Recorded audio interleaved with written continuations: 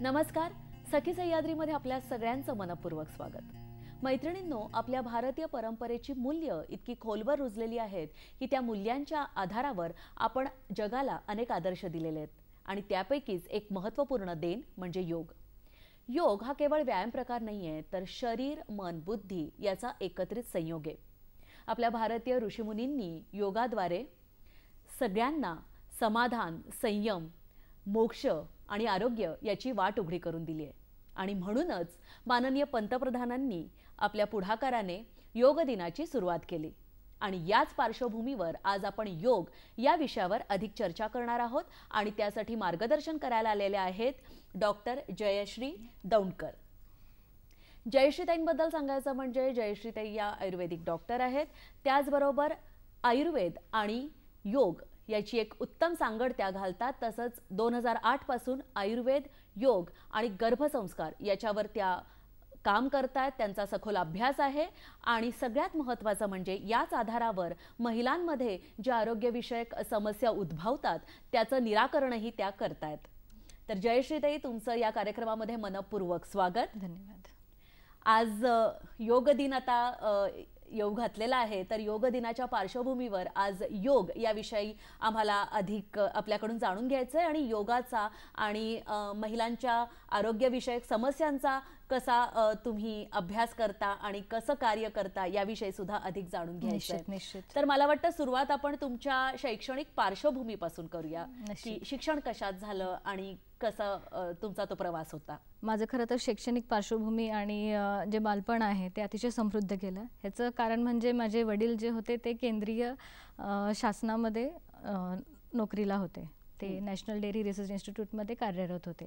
तर त्यामुळे माझं पूर्ण भारतभर अनेक ठिकाणी बदल्यांमुळे कंटिन्यू बदल्या होत असल्यामुळे फिरणं हे झालेलं आहे आणि त्या अनुषंगाने वेगवेगळ्या राज्यांमधले जे काही सांस्कृतिक बदल आहेत ते मी पाहिलेले आहेत, ते मी अनुभवलेले आहेत किंवा म्हणता येईल की ते मी जगलेले आहेत.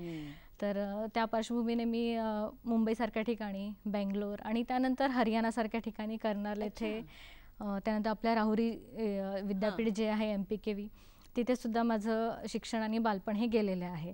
खरं तर इथं या मंचावर येण्यामागे माझ्या आईवडिलांची जे मी म्हणते की संस्कार किंवा त्यांनी जे मार्गदर्शन दिलं ते खूप महत्त्वाचं ठरतं. म्हणजे एक सुशिक्षित आईवडील असल्यामुळे एखादी व्यक्ती कशी घडू शकते ह्याचं मी एक उदाहरण म्हणून मी तुम्हाला नक्कीच प्रस्तुत करू शकते स्वतःला. शिक्षणाचं बद्दल बोललं तर जेव्हा मी कर्नाल इथे होते तेव्हा अगदी पंजाबी शिकण्यापासून ते पंजाबी बोलणं आणि हिंदी तर भाषा होतीच, त्याबरोबर कॉन्व्हेंट स्कूलला असल्यामुळे इंग्लिश मध्ये सुद्धा प्रभुत्व मला मिळालं. म्हणजे ज्या ज्या ठिकाणी तुम्ही जात होतात तिथली संस्कृती, तिथली भाषा, तिथले उत्सव, सण सगळं तुम्ही आत्मसात करत होतात. एकदम. त्यानंतर कुठेतरी एका लेवलला असं वाटलं, एका पातळीला असं वाटलं वडिलांना की आपली संस्कृती म्हणजे महाराष्ट्रीयन संस्कृतीपासून आपण मुलांना दूर तर ठेवत नाहीये. तर त्यांनी मग त्यांची बदली जी आहे ती राहुरीमध्ये महात्मा फुले कृषी विद्यापीठ येथे करून घेतली. आणि तिथून पुढे माझा खरं तर मराठीचा प्रवास सुरू झाला. म्हणजे एकेकाळी मराठी बोलताही न येणारी मुलगी जी होती ती आता उत्तम पद्धतीने मराठी बोलू शकते. राहुरी येथे खरं तर जी शाळा होती ती अतिशय साधी होती, पण तिथली शिस्त, तिथले शिक्षकगण जे होते ते अतिशय उत्कृष्ट. म्हणजे अजूनही आम्हाला मराठीत शिकवलेल्या कविता जशाच्या तशा पाठ आहेत. तर ह्याच्यामागे त्या शिक्षकांचं निश्चितच योगदान आहे. तिथं जे शैक्षणिक वातावरण मिळालं, जे शिस्तीचं वातावरण मिळालं त्याच्यामुळे खूपच पर्सनॅलिटीमध्ये तुमच्या व्यक्तिमत्वामध्ये भर पडलेली आणि आहे. मग लहान वयातच तुम्ही ठरवलं की आयुर्वेद हा विषय निवडायचा? त्यावेळेला अभ्यास हा एकच नेम होता, म्हणजे अभ्यास करत राहणं. आणि पूर्वीची जेव्हा जेव्हा आपण पद्धती, म्हणजे आजकाल मुलं खूप फोकस्ड आहेत किंवा त्यांना माहिती की त्यांना काय करायचं. बरोबर. त्यावेळी आपल्याला आई वडील सांगायचे की अभ्यास करा, पुढचं करिअर काय निवडायचं ते साधारण 11वी-12वीच्या दरम्यान ठरलं जायचं. ठीक आहे. माझ्या वेळेस मॅक्झिमम जी माझे वर्गमित्र मैत्रिणी होते त्यांचं सगळ्यांचं इंजिनिअरिंगकडे कल होता. तर मलाही असं वाटत होतं की आपण हे इंजिनियर व्हावं, आणि त्या दृष्टीने मी अभ्यासही केला आणि मार्कही मिळवले. पण जेव्हा रिझल्ट्स लागले तेव्हा मला जी MSCAT त्यावेळेला होती मेडिकल ॲडमिशनसाठी, तर त्यामध्ये मला चांगले मार्क मिळाले आणि मला एका गव्हर्मेंट कॉलेजमध्ये गव्हर्मेंट सीटवरती आणि अतिशय नाममात्र फीजवरती ॲडमिशन मिळालं. आणि त्यानंतर मग पुढे मे बी वडिलांचा माझ्या तो एक एम होता किंवा त्यांनी एक ठरवलेलं होतं की हिला डॉक्टर बनवायचं.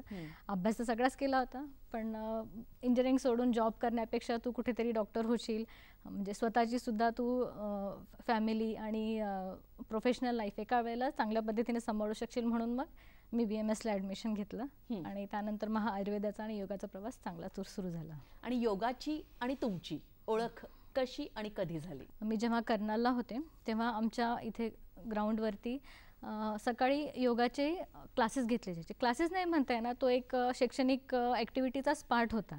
तर तिथे योगासनं घेतली जायची. तर सकाळी गडबडीत पळत पळत जायचं आणि जेवढं आपल्याला अटेंड करता येईल तेवढं तिथे मी अटेंड करायचे. आयुर्वेदाला आम्हाला एक स्वस्थवृत्त म्हणून विषय असतो, त्याच्यामध्ये योगाचं अगदी थेरॉटिकलपासून प्रॅक्टिकलपर्यंत सगळ्या गोष्टींचा तिथे आम्हाला अनुभव आणि अभ्यास दिला जातो. इवन आम्हाला त्याच्यावरती एक्झामसुद्धा लिहाव्या लागतात. अच्छा. आणि त्यानंतर जेव्हा मग आयुर्वेद प्रॅक्टिसमध्ये आले तर आयुर्वेद आणि योग आपल्याला वेगळा करताच येणार नाही. एकूणच योग म्हणजे काय असं एक तुमच्या भाषेत किंवा सामान्य भाषेत आमच्या प्रेक्षकांना काय सांगाल? योग हा शब्द संस्कृतातून आलेला आहे. योगाचा जो मूळ शब्द आहे तो आहे युज. युज म्हणजे काय तर जोडणे. तर कोणाला जोडायचंय? आत्म्याला परमात्म्याशी जोडायचंय.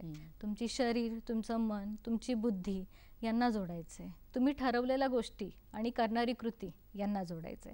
हे जेव्हा एकत्र येतात तेव्हा हा योग साधला जातो. योगाची व्याख्या सांगताना सांगितलेलं आहे की समत्वम योग उच्यते. समत्व म्हणजे काय तर कुठल्याही गोष्टी समप्रमाणात असणं. म्हणजे ह्याच्यामध्ये काय काय येतं, तुमच्या शारीरिक ज्या गोष्टी आहेत त्या येतात, तुमच्या मानसिक ज्या गोष्टी आहेत त्या सुद्धा त्याच्यामध्ये येतात.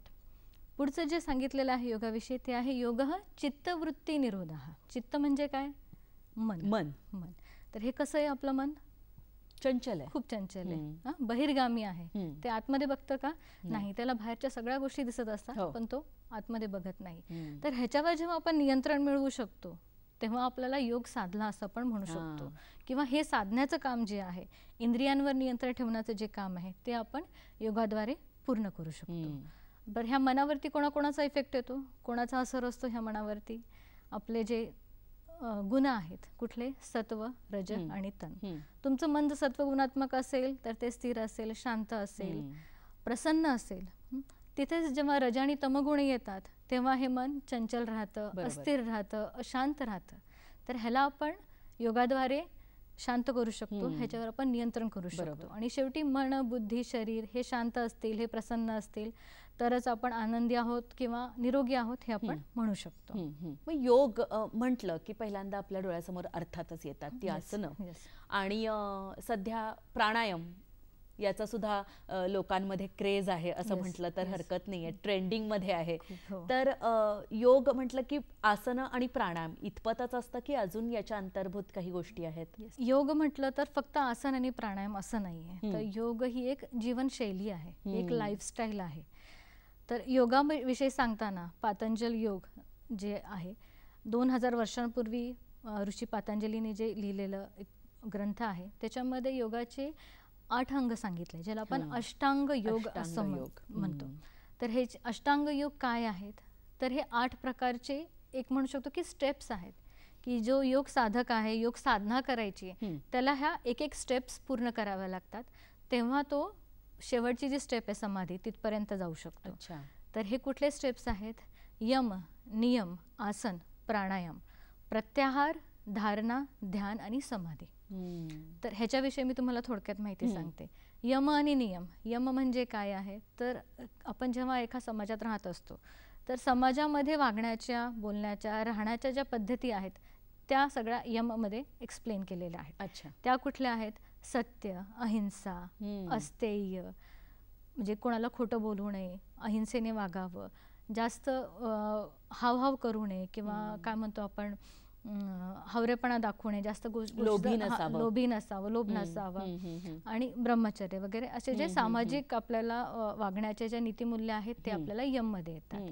पुढचा जो पॉइंट आहे तो आहे नियम. नियम म्हणजे काय, तर स्वतःविषयी, म्हणजे एक व्यक्ती असेल तर त्याला स्वतःमध्ये पर्सनॅलिटी डेव्हलप करताना कुठल्या गोष्टी लागतात तर त्या सगळ्या नियममध्ये सांगितल्या आहेत. ज्याच्यामध्ये अगदी बेसिक म्हणजे स्वच्छता, शरीराची स्वच्छता असावी, शौच ज्याला म्हटलं जातं.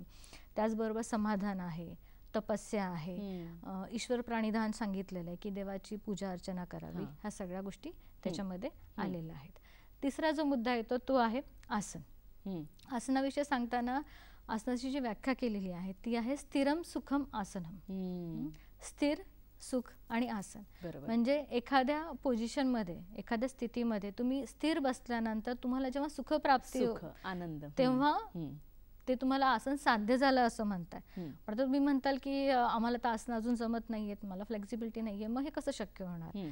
तर जेव्हा एखाद्या आसनाचा तुम्ही अभ्यास करता, परत परत अभ्यास करता, तर जेव्हा तुम्हाला ही स्थिती प्राप्त होते, ही अवस्था प्राप्त होईल की तुम्ही त्या आसनांमध्ये काही मिनिटांपासून काही अधिक मिनिटांपर्यंत, काही तासांमध्ये पर्यंत सुद्धा तुम्ही त्या आसनामध्ये जर आनंदाने, म्हणजे कुठलाही तुमच्या शरीरावरती ताण न येता बसू शकत असाल तर ते आसन तुम्हाला साध्य झाले असं म्हणता येईल. आता आसनांचे प्रकार काही केलेले आहेत. ठीक आहे. एका प्रकारे प्रकार केलेले आहेत असे की तुम्ही कुठल्या प्रयोजनासाठी आसन करता. ठीक आहे. त्याच्यामध्ये पहिला जो प्रकार आहे तो आहे ध्यानात्मक आसन. म्हणजे ध्यान जेव्हा करतो आपण तर तेव्हा करायची जी आसनं आहेत त्याला ध्यानात्मक आसन म्हटलं जातं. ही कुठली कुठली आहेत? सगळ्यात पहिलं पद्मासन, सुखासन, वज्रासन. म्हणजे ज्या स्थितीत नॉर्मल व्यक्ती पण, जो कधी योगा करत नाही, तो सुद्धा बसून थोडंसं मेडिटेशन, थोडंसं ध्यान असं करू शकेल. पुढचा जो प्रकार केला आहे तो आहे शरीर संवर्धनात्मक. म्हणजे थोडक्यात म्हणता येईल की आपलं जे शरीराचा आयाम आहे, शरीराचा आकार आहे किंवा शरीराचे स्नायू आहेत यांना संवर्धन करण्यासाठी, तुमची ताकद वाढवण्यासाठी जी आसनं केली जातात ते शरीर संवर्धनात्मक आसनांमध्ये येतात. तर ह्याच्यामध्ये ऑलमोस्ट 80% जी आसनं आहेत ती ह्याच्यामध्ये येतात. म्हणजे अगदी तुमचे उभं राहायचे आसनं जी आहेत, ताडासन म्हणू शकतो आपण, पश्चिमोत्तासन आहे, सर्वांगासन आहे, गोमुखासन आहे, ही सगळी आसनं ह्या प्रकारामध्ये येतात. आणि तिसरं जे आहे ते आहे विश्रांतिकर आसन. विश्रांतिकर आसनामध्ये काय येतं? शवासन. योग अभ्यास करून आपल्याला आता विश्रांती घ्यायची, आता आपण थांबायचं, ज्याला कूलिंग डाऊन असं कूलिंग डाऊन हे आपण म्हणू शकतो. तर त्या आसनामध्ये शवासन येतं. तर ही आसनाचे ढोबळमानाने प्रकार आहेत. कार्यक्रमामध्ये घेऊया क्षणभराची विश्रांती.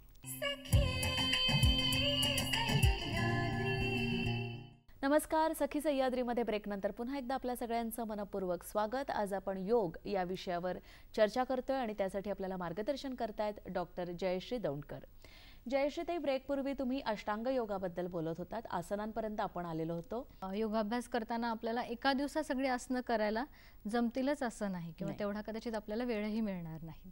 तर आसनांचे प्रकार जे सांगितले त्याच्यामध्ये उभं राहून करायची आसनं आहेत, ज्याच्यामध्ये ताडासन झालं, पर्वतासन सारखे आहेत. कुठल्या स्थितीमध्ये आपण आसन सुरू करतो ह्याच्यावरून आपल्याला त्या आसनांचं प्रकार पडतात. म्हणजे उभं राहून असेल, बसून करायची आसनं आहेत, झोपून पोटावर झोपून करायची आसनं, आणि पाठीवर झोपून करायची आसनं, आणि शेवटचे अधोमुख आसनं म्हणजे ज्याला आपण शीर्षासनासारखी आसनं जी म्हणतो. तर एका दिवसात आपल्याला सगळी आसनं करायला जमत नाहीत. मग अशा वेळेला आपण 2-2 दिवस एक आसन असं, म्हणजे एका प्रकारामधले आसनं असं आपण करू शकतो, किंवा प्रत्येक प्रकारातली 2-2 आसनं आपण रोज अभ्यास करून अशा प्रकारे आपण एक पूर्ण योग साधनाची आहे ती आठवडाभराचं टाइम टेबल प्लॅनिंग आपण करू शकतो. आणि अष्टांग योग पुढचे प्रकार? येस. अष्टांग योगाचा पुढचा जो प्रकार आहे तो आहे प्राणायाम. प्राण आणि आयाम असे 2 शब्द त्याच्यामध्ये आहेत. प्राण म्हणजे काय? माणूस जन्माला आल्यानंतर पहिल्यांदा काय करतो? श्वास घेतो आणि मरणापूर्वी जी शेवटची क्रिया असते ती काय असते? ती पण श्वास घेण्याचीच असते. तर हा श्वास जर एवढा इम्पॉर्टंट आहे, एवढा महत्त्वाचा आहे, तर ह्यासाठी आपण काहीतरी स्वतःहून काहीतरी प्रयत्न केले पाहिजे. तर हाच आहे प्राण. म्हणजे जेव्हा श्वास घेतला जातो ती जी एनर्जी आहे ती पूर्ण आपल्याला शरीराला मिळते. आपण श्वास कधी घेत असतो? 24/7 आपण श्वास घेत असतो. पण कधी तुम्ही श्वासाकडे लक्ष दिलंय का? की श्वास जेव्हा आपण शरीरामध्ये जातो तेव्हा आपल्या शरीरामध्ये कुठल्या प्रकारच्या चेतना आपल्याला जागृत होतात, कुठल्या प्रकारचा आपल्याला त्या श्वासाचा गंध, स्पर्श कधी फील केला आहे का? नाही करत आपण. तर त्यासाठी आपल्याला हा प्राणायाम करणं गरजेचं आहे. प्राणायामामध्ये जेव्हा एखादी व्यक्ती प्राणायाम सुरू करते, अगदी बेसिक पासून सुरू केलं तरी चालेल. तुम्ही शांत एका ठिकाणी बसा, ताट बसा, डोळे शांत करा आणि फक्त श्वासाकडे लक्ष द्या. म्हणजे हळुवारपणे श्वास आत घेणं आणि हळुवारपणे श्वास बाहेर सोडणं. श्वास जेव्हा शरीरात जातोय तर तो कुठून कसा जातोय ही जी गोष्ट आहे ही आपल्याला तिथे फील होते. म्हणजे आपली फुफ्फुसं श्वासाने भरली जात आहेत, आपलं पोट श्वासाने भरलं जात आहेत आणि आपण श्वास सोडत आहोत तेव्हा सुद्धा कसं पूर्ण श्वास जो आहे तो बाहेर पडत आहे. ठीक आहे. तर प्राणायामाचे 3 मेन स्टेप्स आपण म्हणू शकतो. पहिला आहे पूरक, सेकंड आहे रेचक आणि तिसरं आहे कुंभक. पूरक म्हणजे काय? तर इथं प्राणायामामध्ये शरीराला एका कुंभाची किंवा घड्याची उपाधी दिली आहे, व्याख्या दिलेली आहे. मग पूरक म्हणजे काय? तर हा श्वास आत घेणं. श्वास हळुवारपणे जेवढं तुम्हाला मॅक्झिमम घेता येईल तेवढा तुम्ही जास्तीत जास्त तुमची फुफ्फुसं जी आहे ती ह्या प्राणवायूने भरून घ्यायची आहे. रेचक म्हणजे काय? तर हा जो घेतलेला श्वास आहे तो बाहेर सोडणं. ठीक आहे. तिसरा जो पार्ट येतो तो आहे कुंभक. आता कुंभक म्हणजे काय? जेव्हा एखादा घडा असतो तो भरलेला असतो तर तो कुंभ झाला, कुंभ भरलेला. तसं जेव्हा आपण हवा शरीरामध्ये घेतो, प्राण शरीरामध्ये घेतो तर आपला जो शरीररूपी कुंभ आहे तो हा प्राणवायूने भरलेला असतो. तर जेव्हा आपण श्वास आतमध्ये धरून ठेवणार आहे म्हणजे त्यातली एनर्जी आपल्याला जास्तीत जास्त शरीरामध्ये घेता येईल त्या दृष्टीने आपण तो श्वास तिथे रोखून धरणार आहे, तेव्हा त्याला म्हणतात अंतकुंभक. आणि हेच जेव्हा आपण श्वास बाहेर सोडतो म्हणजे प्राणायामामध्ये रेचक केल्यानंतर आपण जेव्हा आतमध्ये पूर्ण जो एम्प्टी स्पेस आहे तो जेव्हा धरून ठेवतोय त्याला म्हणतात बाह्यकुंभक. ओके. प्राणायामचे बाकीचे पण बरेच प्रकार आहेत, जसं सूर्यभेदन आहे, उज्जयी आहे, सितकारी, शीतली, प्लावनी, मूर्छा किंवा भ्रामरी सारखे प्राणायाम. म्हणजे दीर्घ श्वसन, त्याच्यानंतर अनुलोम विलोम आणि त्याच्यानंतर मग ह्या पुढचे जे मी तुम्हाला प्राणायामाचे प्रकार सांगितले ते पुढचे आहे. पण हे शिकताना तुम्हाला एखादा योग शिक्षक जर असेल, योग गुरु, मार्गदर्शक तिथे तुम्हाला निश्चितपणे योग्य पद्धतीने हे सगळे प्राणायामाचे प्रकार करायला शिकवेल. अष्टांग योगामधला पुढचा प्रकार जो आहे तो आहे प्रत्याहार. प्रत्याहार म्हणजे काय? तर तुमच्या इंद्रियांवरती तुमचा कंट्रोल पाहिजे. इंद्रियांवरती कंट्रोल करण्यासाठी हे जे आधीचे स्टेप तुम्ही फॉलो करताल, जे पहिले सांगितले यम, नियम, आसन आणि प्राणायाम, ह्यानंतर एक स्टेप अशी येते की तुम्हाला इंद्रियांवरती कंट्रोल होतो. आता इंद्रियांवरती पूर्ण नियंत्रण म्हणजे काय? तर एखादी गोष्ट खावी वाटली म्हणजे आपले जे कर्मेंद्रिय आहेत, आपले जे ज्ञानेंद्रिय आहेत, ज्याने आपल्याला बाहेरच्या सगळ्या गोष्टी दिसतात आणि आपलं मन जे आहे, जे चंचल आहे ते तिथे फिरत असतं. तर त्याच्यावरती जेव्हा तुम्ही कंट्रोल करताल तेव्हा तुम्ही प्रत्याहार साधला असं आपल्याला म्हणता येईल. त्यानंतर पुढचे जे येतात ते आहे धारणा, ध्यान आणि समाधी. धारणा आणि ध्यान म्हणजे, धारणा म्हणजे काय? तर एखादी गोष्ट तुम्ही ठरवायची आणि ती करायची आहे. तर ह्याच्यामध्ये तुमचे स्वभावातले जे बदल आहेत ते तुम्ही तिथे साधू शकता. काही सवयी आहेत ते तुम्ही साधू शकता. त्याचबरोबर तुमचं जे आत्मचिंतन आहे ते तुम्ही तिथे साधू शकता. त्यानंतर पुढचा जो पार्ट येतो तो येतो ध्यान. ध्यानात बसणे म्हणजे काय? तर तुमचं म्हणणं हे शून्यामध्ये कुठेतरी केंद्रित करायचं. म्हणजे धारणेमध्ये तुम्ही एखादी गोष्ट ठरवता आणि ती पूर्ण करताय, पण ध्यानामध्ये काय होणार आहे की मन हे शून्य स्थितीत गेलं पाहिजे. तुमच्या मनात कुठलाच चांगला वाईट कसलाच विचारायला नाही पाहिजे. आणि ह्याच्यातून पुढचे जे येते त्याला आपण समाधी म्हणतो. समाधी म्हणजे काय? तर पूर्ण जे तुम्ही जगाशी जेव्हा अलिप्त होता तेव्हा आपण समाधी साध्य केली असं आपण म्हणतो. तर ध्यान धारणापर्यंत जेव्हा एखादी गोष्ट केली जाते प्रयत्नपूर्वक तो करणाऱ्या व्यक्तीला साधक म्हटलं जातं. पण जेव्हा समाधी साध्य होते तेव्हा त्याला आपण योगी असं म्हणतो.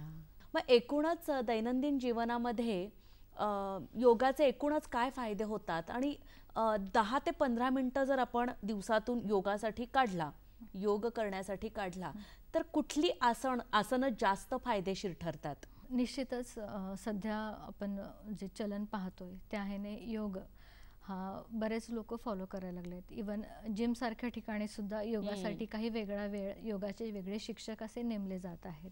विविध डॉक्टर्स हे योगाचं फॉलो करत आहेत. IT जे प्रोफेशनल्स आहेत ते सुद्धा योगाचं फॉलो करत आहेत. पण रुटीन लाईफ सगळ्यांचं खूपच घाई गडबडीचं आहे, पळापळीचं आहे. तर साधारण एक 20-30 मिनटं जरी तुम्हाला मिळत असतील तरी तुम्ही योग साधना ही जी आहे ती करायला पाहिजे. आता योग साधना कधी करायला पाहिजे?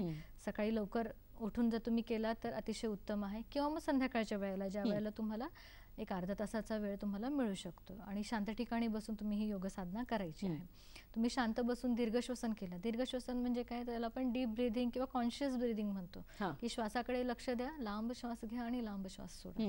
ह्याच्यामध्ये तुम्हाला खूप काही कोणी शिकवायची गरज नाही. तुम्ही सुरुवात करताना ह्या गोष्टीने करू शकता. त्याचबरोबर अनुलोम विलोम सारखी जी गोष्ट आहे ती. दुसरं म्हणजे योगाभ्यास सुरू करताना जेव्हा एखादा व्यायाम प्रकार आपण सुरू करतो तेव्हा बॉडीला वॉर्मअपची गरज असते. तसंच योगामध्ये सुद्धा सूक्ष्म व्यायाम सांगितलेले आहेत. तर हे सूक्ष्म व्यायाम म्हणजे हाताचे, पायाचे, डोक्याचे, मानेचे सुरुवातीला करण्यात येणाऱ्या हालचाली आहेत. तर ह्या हालचाली तुम्ही एक 5 मिनिटात फास्ट अशा करू शकता आणि त्यानंतर तुम्ही योग सुरू केलं पाहिजे. ह्याच्यामध्ये मी मागे जसं सांगितलं तुम्हाला की तुम्ही एक टाइम टेबल बनवा, की उभं राहायची 2 आसनं करायची, बसायची 2 आसनं करायची, पोटावरची 2 आसनं करायची, पाठीवरची 2 आसनं करायची. तर रोज असे 2-2 आसनं जर तुम्ही कव्हर केली तर साधारण आठवड्याभरात तुमची बऱ्यापैकी प्रत्येक प्रकाराची 14-14 आसनं तुम्ही कव्हर करू शकता. आणि त्यानंतर एक शेवटी 5 मिनिटाचं अनुलोम विलोम तुम्ही करा. एखादा भ्रामरीसारखा प्राणायाम करा जो तुमचं मन आणि शरीर दोन्ही पण शांत करणार आहे. आणि मेडिटेशनसाठी तुम्ही ओंकार चॅन्ट करू शकता. ओंकाराचं परत परत जप केल्यासारखा करू शकता. तो सुद्धा श्वासाच्या गतीवरती, लयावरती आपल्याला करावा लागतो. आणि त्यानंतर एक 2-3 मिनिटाचं श्वसन जरी केलं तरी ते आपल्याला खूप फायदेशीर ठरतं. पुढच्या प्रश्नाकडे वळूच या, पण तत्पूर्वी कार्यक्रमामध्ये घेऊया क्षणभराची विश्रांती.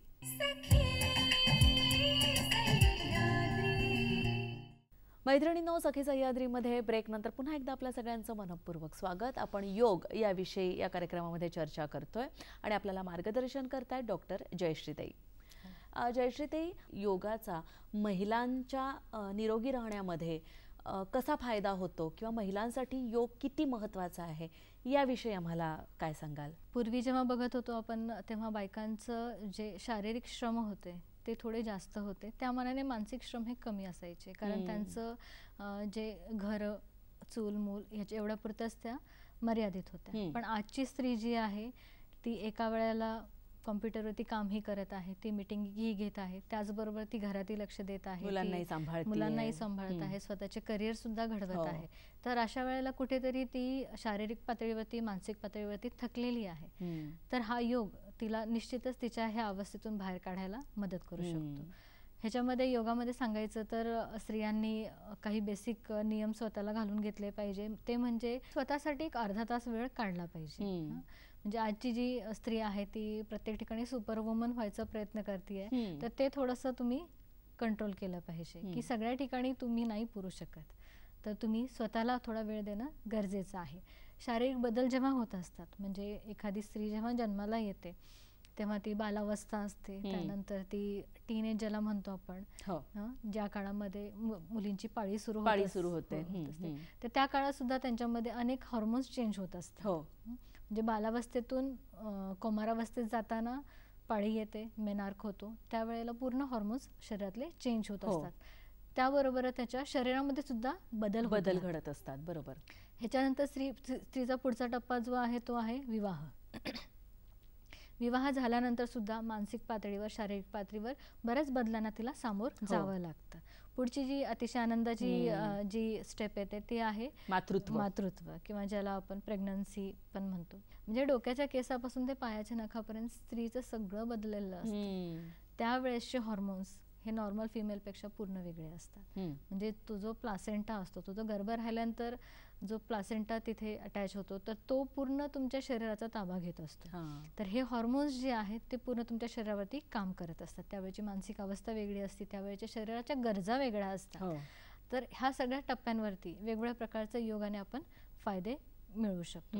ह्याच्यानंतर डिलिव्हरी जेव्हा होते, डिलिव्हरी नंतर पूर्ण हॉर्मोन्स आपले चेंज झालेले असतात, आपल्या शरीरामध्ये बदल घडलेले असतात, आपले स्नायू, आपल्या शरीराचा आकार हा सगळा बदललेला असतो. पुढे जी अवस्था येते ती आहे पेरिमेनोपॉज, प्रीमेनोपॉज किंवा मेनोपॉज. म्हणजे साधारण 40, 45, 50च्या दरम्यान ह्या सगळ्या चेंजेसला स्त्रीला परत सामोरं जावं लागतं. म्हणजे हे एवढी वर्ष जे हॉर्मोन्स असतात ते हळूहळू आपल्याला दगा द्यायला लागतात, हॉर्मोन्स कुठेतरी कमी व्हायला लागतात. मग त्याच्याबरोबर जी लक्षणं दिसतात ती आहे थोडंसं वजन वाढणं, पोटामध्ये गॅसेस होणं, अस्वस्थ वाटणं, चिडचिडेपणा वाटणं. म्हणजे आपल्याला कळतं की आपण विनाकारण चिडचिड करतोय, पण ते होत राहतं कारण आपण त्या अवस्थेतून जात असतो. त्याचबरोबर पोटाचे काही विकार सुरू होतात, केस गळण्यासारखे विकार आहेत ते सुरू होतात, शरीरामध्ये थकवा यायला लागतो, आपले स्नायू कमजोर पडायला लागतात. तर ह्या सगळ्या गोष्टींसाठी आपण योगाचा निश्चित कुठेतरी फायदा करून घेऊ शकतो की आपण ह्या सगळ्या लक्षणांवरती कंट्रोल आणू शकतो किंवा आपलं जे हेल्दी लाईफ आहे, हेल्दी लाईफ स्पॅन ज्याला आपण म्हणतो, ते आपण निश्चित योगामार्फत वाढवू शकतो. पुढे पाळी गेल्यानंतर स्त्री थोडी स्थिर होते, पण स्थिर जरी झाली तरी आपण वार्धक्याकडे जात असतो आणि त्या दरम्यानचे आपले सामाजिक मानसिक बदल जे आहेत ते खूप वेगळे असतात. त्यावेळेला आपण एक वृद्ध व्यक्ती म्हणून घरामध्ये असतो आणि जे घरातले छोटे मुलं आहेत किंवा तरुण व्यक्ती आहेत त्यांच्याकडून आपल्या काही अपेक्षा असतात, बऱ्याच वेळेला त्या अपेक्षा पूर्ण होत नाहीत किंवा एकटेपणा, बऱ्याच लोकांना एकटेपणाला सामोरं जावं लागतं. तेव्हाची ती मानसिक अवस्था वेगळी असते, शारीरिक अवस्था वेगळी असते. तर त्याला कसं सामोरं जावं ह्याच्यात सुद्धा आपल्याला योग अतिशय महत्त्वपूर्ण ठरू शकतो.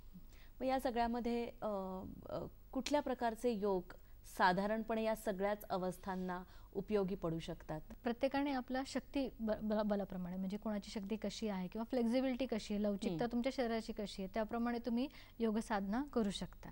अगदी बेसिक तुम्हाला जसं सांगितलं मी की दीर्घ श्वसन आणि अनुलोम विलोम सारखे प्राणायाम तुम्ही सुरू करा. हे तर कुठल्याही वयात आपण करू शकता. कुमार वयामध्ये ताडासनासारखी आसनं जी आहेत किंवा सर्वांगासनासारखी आसनं जी आहेत, म्हणजे खरं तर लहान मुलं खूप फ्लेक्झिबल असतात, ते सगळ्या प्रकारची आसनं उत्तम पद्धतीने साध्य करू शकतात. इव्हन आजकाल एक रिदमिक योगा म्हणून एक प्रकार आहे जो खरं तर ॲज ए स्पोर्ट्स म्हणून पण, कॉम्पिटिटिव्ह स्पोर्ट्स म्हणून पण घेतला गेला आहे. तर तिथे रिदमवरती ही मुलं योगा करतात, त्यामुळे कुठल्याही प्रकारचा योगा प्रकार ही मुलं करू शकतात. फक्त त्याच्यामध्ये आपल्याला त्यांना ती अभ्यास करायची पद्धत किंवा एक योग्य योग शिक्षक आपल्याला त्यांना तिथे नेमून द्यायला लागतो. त्याचबरोबर मुलांमध्ये जे आपल्याला आजकाल दिसतं की मोबाईल ॲडिक्शन आहे किंवा चंचलता आहे किंवा कॉन्सन्ट्रेशनचा कुठेतरी अभाव आहे, एकाग्रता होत नाही, तर त्या दृष्टीने प्राणायाम केला पाहिजे. त्राटकासारखे जे विधी सांगितलेले आहेत ते सुद्धा तुम्ही प्रयत्न करू शकता. त्यासाठी त्याचा सुद्धा त्राटकासारख्या गोष्टींचा सुद्धा तुम्ही अभ्यास करू शकता. त्राटक म्हणजे षटक्रिया ज्या सांगितलेल्या आहेत, जसं आयुर्वेदामध्ये शुद्धिक्रिया सांगितल्यात किंवा पंचकर्म सांगितले,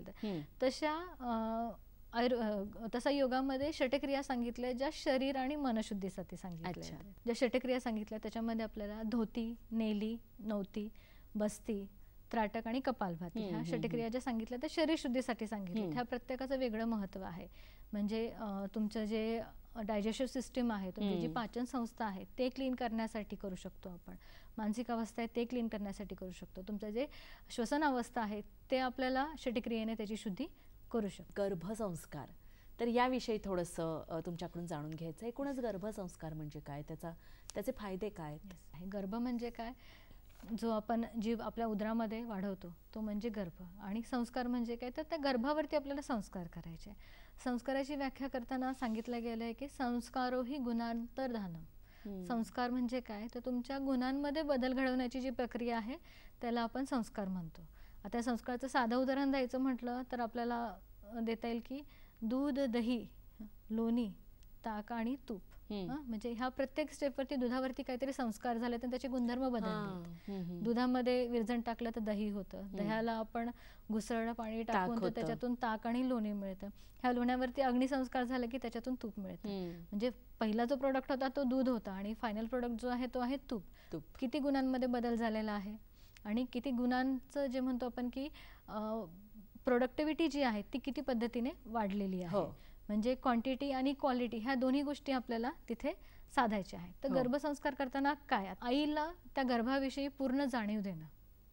मग ह्याच्यामध्ये काय येतं, तर गर्भ कसा राहतो, गर्भ राहिल्यानंतर गर्भ कसा वाढतो, 9 महिन्याचे जे स्टेजेस आहेत किंवा आयुर्वेदामध्ये जे मासानुमासिक गर्भवृद्धी सांगितली आहे त्या सगळ्याशी तिला ज्ञात करून देणं, की तिला कळायला पाहिजे की आपण आता ह्या महिन्यात आहे तर या महिन्यामध्ये आपल्या गर्भामध्ये आपल्या शरीरामध्ये हे बदल होणार आहेत. त्याचबरोबर गर्भावस्थेत पाळायचे काही नियम आहेत. त्याच्यामध्ये गर्भिणीचर्या जी सांगितली त्याच्यामध्ये आहार आहे, विहार आहे, शिवाय मानसिक आपल्याला काय नियम पाळले पाहिजेत ह्या सगळ्यांचं त्याच्यामध्ये माहिती तिथे दिली जाते. त्याचबरोबर सगळ्यात आवडीचा म्हणजे व्यायाम प्रकार जो आपण सांगतो. तर गर्भावस्थेमध्ये व्यायाम प्रकार करताना आपल्याला बरीच लिमिटेशन्स येतात. एकतर गर्भिणी अवस्था जी आहे ती खूप नाजूक असते, त्यामुळे योग्य मार्गदर्शनाखालीच हे व्यायाम प्रकार करावे. ह्याच्यामध्ये अगदी बेसिक म्हणजे शरीराची हालचाली व्हायला पाहिजे. बऱ्याच वेळेला गर्भधारणा झाली की मुली शांत होतात की आता मी प्रेग्नंट आहे आणि मी काही करणार नाही. तर दैनंदिन रुटीन त्यांनी निश्चितच फॉलो करावे जर काही तुमच्या प्रेग्नन्सीमध्ये कॉम्प्लिकेशन्स नसतील तर.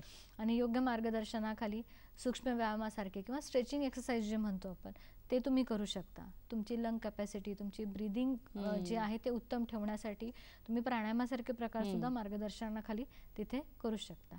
त्याचबरोबर गर्भसंवाद ज्याला आपण वूम टॉक म्हणतो हे अतिशय महत्त्वाचा पार्ट आहे. कारण तो गर्भ जेव्हा तुमच्या शरीरात आहे तो तुम्हाला ऐकतोय, तो तुम्हाला अनुभवतोय, तो तुम्ही केलेल्या सगळ्या गोष्टी बघतोय. तर त्याच्यापर्यंत कुठल्या गोष्टी कुठल्या पद्धतीने उत्तम गोष्टी कशा आपल्याला पोहोचवता येतील किंवा आपल्या आचार विचारांमध्ये बदल केला तरच आपण ह्या गोष्टी बाळापर्यंत पोहोचवू शकतो. तर ह्या स्टेप्स कशा करायच्या आहे तिथे सगळं सांगितलं जातं. त्याच्याबरोबर वाचन काय करावं किंवा चॅन्टिंग काय करावं, ध्यानधारणा कशी करावी, मेडिटेशन कसं करावं, ह्या सगळ्या गोष्टींचा तिथे आपण बायकांना जे अनुभव आहे तो देतो. बायकांकडून त्या सगळ्या ज्या गर्भिणींकडून त्या सगळ्या गोष्टी तिथे करून घेतल्या जातात. आणि याच्यामध्ये मग योग कसा फायदेशीर ठरतो? निश्चितच योग खूप फायदेशीर ठरतो. योगामध्ये जो मेडिटेशन पार्ट आला किंवा ज्याला आपण ध्यानधारणा म्हणतो तर तिथे ह्या गर्भिणी अवस्थेमध्ये खूपच फायदा होतो.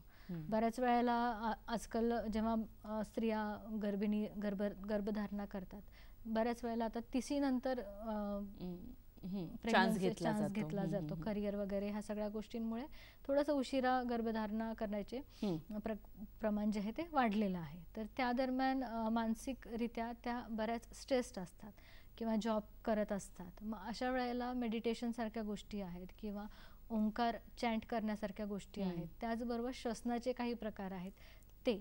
शिवाय नॉर्मल डिलिव्हरी आपली होण्यासाठी आपल्याला बरीच आसनं जी आहेत ती फायदेशीर ठरतात. त्याच्यामध्ये म्हणजे शरीरात जेव्हा बदल घडत असतात, जेव्हा गर्भाशय वाढायला लागतं, गर्भाची वाढ व्हायला लागते, तेव्हा पोटाचा कमरेचा हा जो भाग आहे त्याच्या हालचाली आपोआप कमी होतात.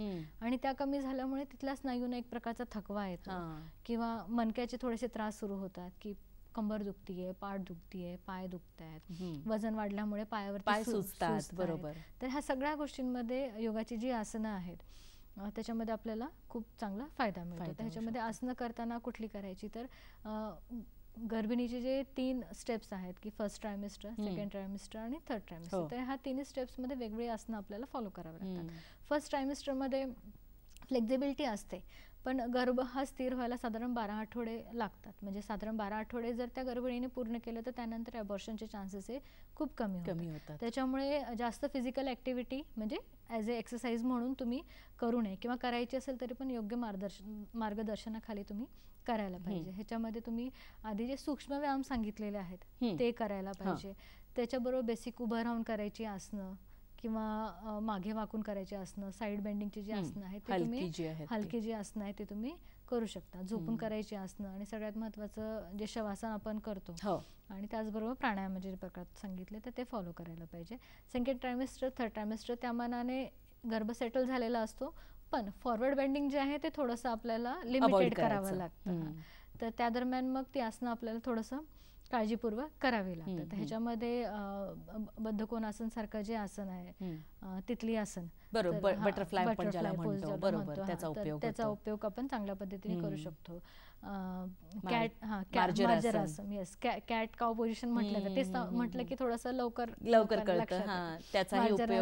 नॉर्मल डिलिव्हरीसाठी आपण करू शकतो. उष्ट्रासनासारखं जे आसन आहे ते सुद्धा आपण फॉलो करू शकतो. पद्मासन आहे, सुखासन आहे, शिवाय त्रिकोणासनासारखी आसने आहेत तर हे आपण निश्चित इथे फॉलो करू शकतो. त्याचा अभ्यास आपण करू शकतो. तर याविषयी अधिक आपण जाणून घेऊया पण तत्पूर्वी कार्यक्रमामध्ये घेऊया क्षणभराची विश्रांती.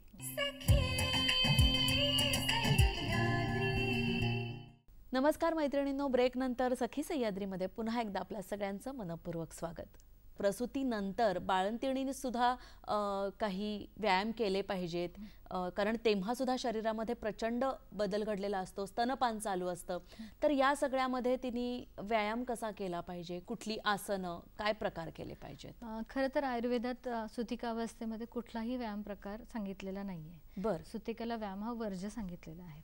अच्छा. कारण गर्भावस्था आणि त्यानंतर जी खूप स्ट्रेन देणारी अशी जी प्रोसेस आहे ज्याला आपण डिलिव्हरी म्हणतो, हो. तर त्या दरम्यान शरीराचा खूप लॉस झालेला असतो, म्हणजे अच्छा. ऱ्हास झालेला असतो. शरीर एक प्रकारे थकलेलं असतं. हम्म. शरीर नाही तर मन सुद्धा थकलेलं असतं. शिवाय हॉर्मोन्स शरीरामधले बदललेले असतात. आणि त्याच्यात दोन प्रकारही असतात की सीझर सीझर असतं आहे. आणि तेच नॉर्मल तेच. डिलिव्हरी. तर कुठल्या प्रकारचं तुमचं डिलिव्हरी झालेली आहे, म्हणजे सी सेक्शन झालंय का तुमची नॉर्मल डिलिव्हरी झाली, ह्याच्यावरती पण तुमचे पुढचे जे 8-10 दिवस आहेत ते डिपेंड राहतात. सी सेक्शन जर झालं असेल तर तुम्हाला थोडीशी जास्त विश्रांती घ्यायला पाहिजे, कारण ते टाके तुमचे हील झाले पाहिजेत, भरून आले पाहिजेत.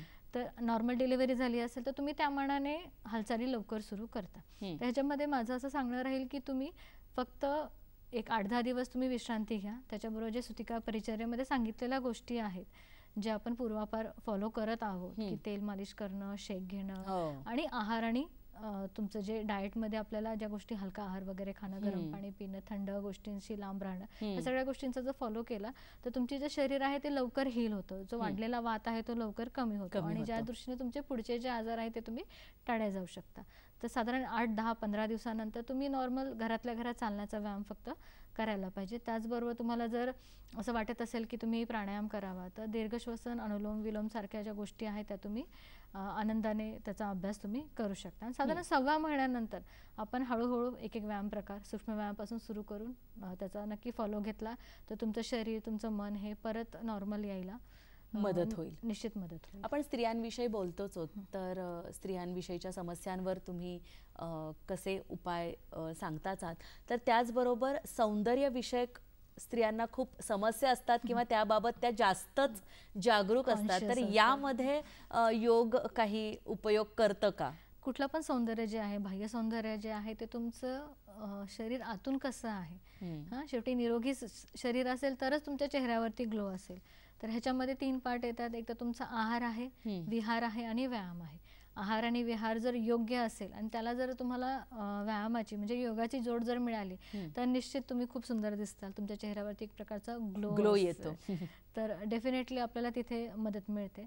आता जे शारीरिक समस्या असतात, बऱ्याच वेळेला PCOD सारख्या समस्या आहे किंवा थायरॉइड आहे किंवा वजन वाढणे, ह्याच्यामुळे स्त्रियांच्या सौंदर्याला कुठेतरी हानी पोहोचते, कुठेतरी कमीपणा येतो किंवा PCOD सारख्या प्रकारामध्ये केस गळणं, केस लवकर पांढरे होणं, चेहऱ्यावरती केस असणं, वजन वाढणं, चेहऱ्यावरती पिंपल्स किंवा ॲक्ने येणं. तर ह्या सगळ्या गोष्टींमध्ये आहार विहाराबरोबरच तुमचा व्यायाम तो अतिशय तुम्हाला उपयुक्त ठरतो. तर ह्याच्यामध्ये काय होतं, PCOD जो आहे तो कुठेतरी गर्भाशय आणि तुमच्या जे बीज अंडाशय आहेत, ओव्हरीज, ह्याच्याशी रिलेटेड असतो. त्याचबरोबर तो हॉर्मोन्सशी रिलेटेड असतो. हॉर्मोन इम्बॅलन्स त्याला म्हटलं जातं थोडक्यात. त्या हॉर्मोन्स कुठे असतात, हे सगळे आपल्या पिट्युटरी थायरॉइड ग्लँडमधून सिक्रेट होत असतात. तर ह्या दोन्ही गोष्टींना ज्या आसनं स्टिम्युलेट करू शकतात तर ती आसनं केल्याने निश्चित फायदा होतो. ह्याच्यामध्ये सगळ्यात महत्त्वाचं, जर तुमचं वजन जास्त असेल तर तुम्ही सूर्यनमस्कार निश्चितच फॉलो करायला पाहिजे. सूर्यनमस्काराने पूर्ण डोक्यापासून पायापर्यंत सगळ्या स्नायूंचा व्यायाम होतो. तुमचं सगळं शरीर जे आहे ते सगळ्या स्थितीमधून जातं. म्हणजे मग अशी जी आसनाची स्थिती आपण सांगितल्या तर त्या सगळ्या स्थिती आपण सूर्यनमस्कारामध्ये फॉलो करतो. हो. तर ह्याचा अतिशय उत्तम फायदा होतो. वजनही कमी होतं, शरीर सुडोल होतं, स्किन चांगली होते, बाकीचे जे हॉर्मोन्स आहेत ते रेग्युलेट व्हायला मदत होते.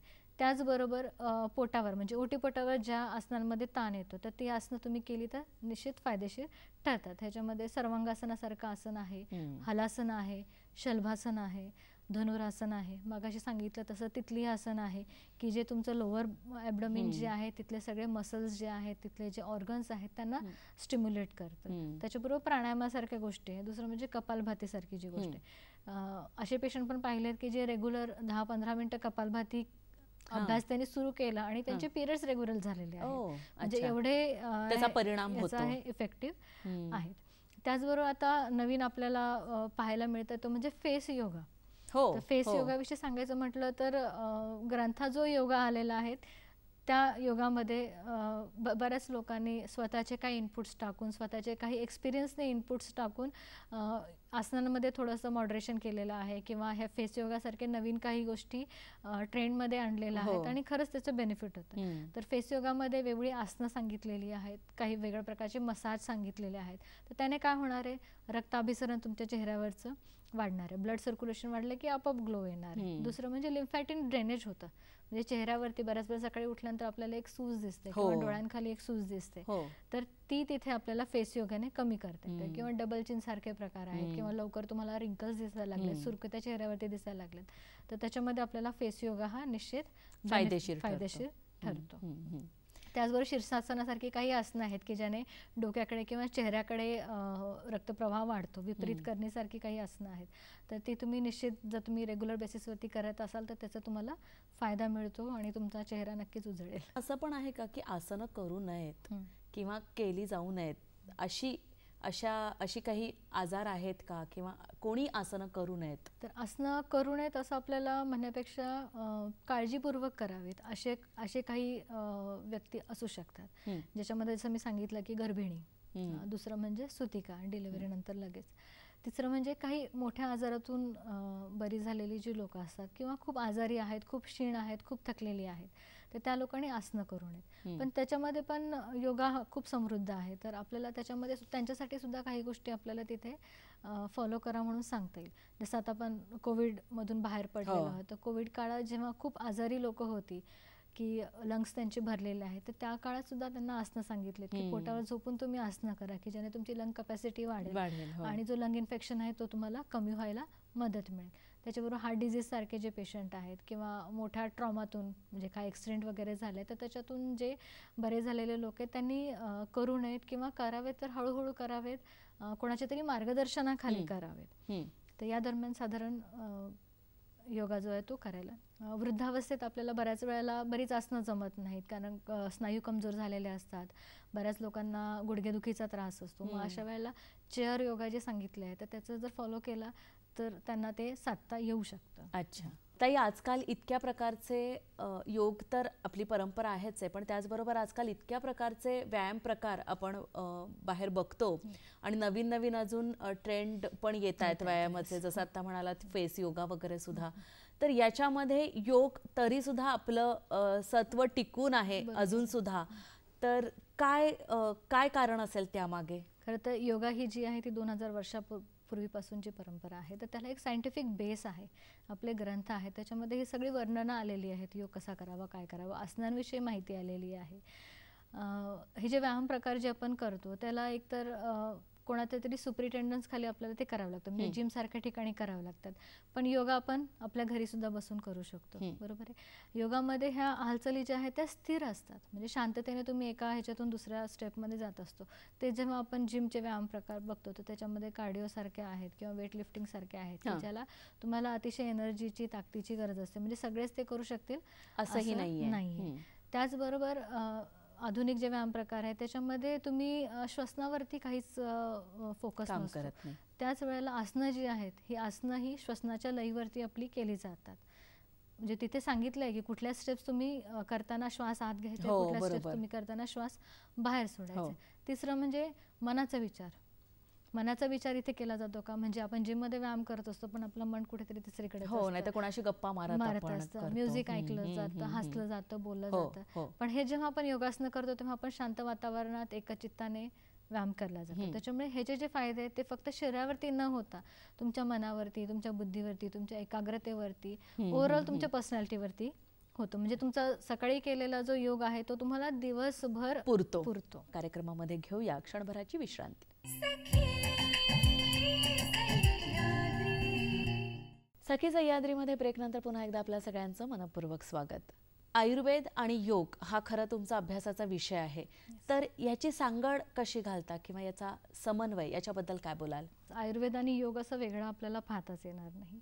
त्याचं मुख्य कारण म्हणजे आयुर्वेदाचं प्रयोजन. तर आयुर्वेदाचं प्रयोजन जे सांगितलं आहे ते स्वास्थ्यस्य स्वास्थ्य रक्षणम, स्वास्थ्यस्य स्वास्थ्य रक्षणम, आतुरस्य विकार प्रशमनम च.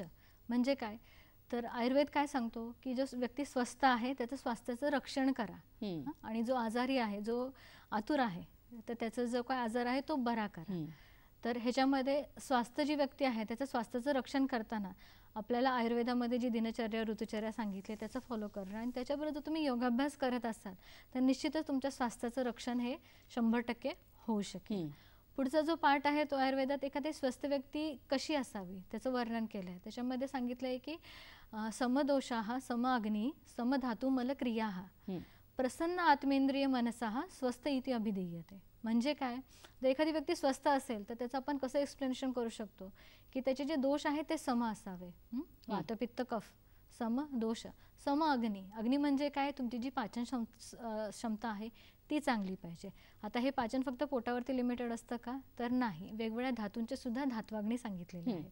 तर ते सुद्धा उत्तम असेल तर तुमचं शरीर हे निरोगी असेल, हे बॅलन्स्ड असेल. त्याच्याबरोबर समधातू मलक्रिया. समधातू म्हणजे जे धातू आयुर्वेदात सांगितलेत रस रक्त मांस मेद अस्थि मज्जा शुक्र, ह्याचं समत्व पाहिजे शरीरामध्ये. कुठलाही जास्त नाही कुठलाही कमी नाही.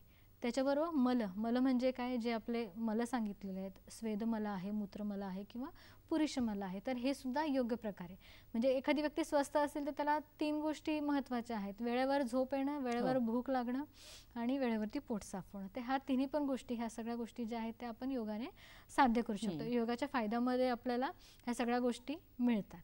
त्याचबरोबर काय आहे तर प्रसन्न आत्मेंद्रिय मन.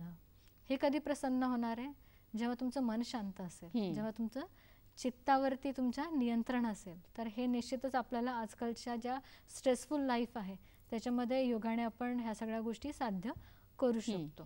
तर आयुर्वेदामध्ये फक्त बॅलन्स आहार असं नाही सांगितलं, तर आहाराचे सुद्धा दोषाप्रमाणे गुणधर्म सांगितलेत.